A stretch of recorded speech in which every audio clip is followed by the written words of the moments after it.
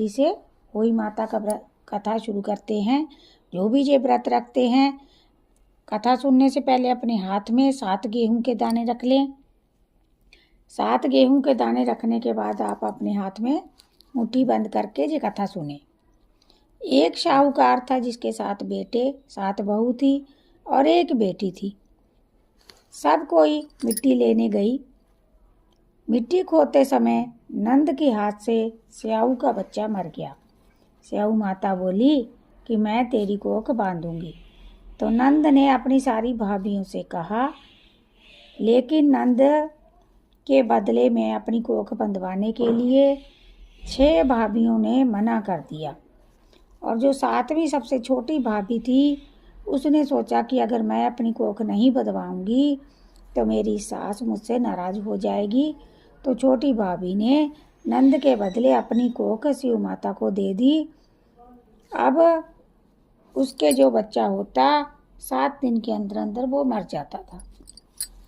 एक दिन उसने पंडिताइन को बुलाकर पूछा कि ऐसा क्यों हो रहा है, जो भी मेरा बच्चा पैदा होता है 7 दिन के अंदर वो मर जाता है।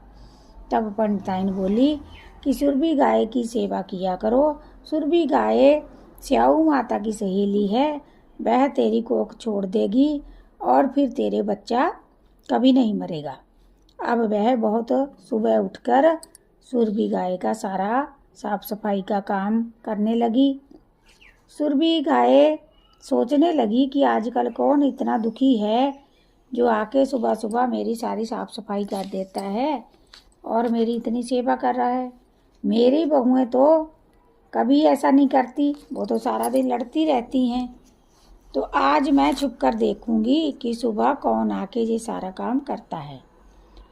गाय माता ने जब सुबह ब्रह्म मुहूर्त में उठकर देखा तो साहूकार के बेटे की छोटी बहू जो सारा काम करके जाती थी, गौ माता बोली उसे देखकर कि तुम्हें कौन सा ऐसा दुख है जो तुम इतना मेरा सेवा करती हो। तुम्हें कोई इच्छा है तो मुझे बताओ। तुम सारा दिन इतना काम करती हो, मैं इससे बहुत प्रसन्न हूँ। मांगो, क्या चीज़ मांगना चाहती हो। तब साहूकार की बहू बोली, मुझे वचन दो माता। गौ माता ने उसे वचन दे दिया।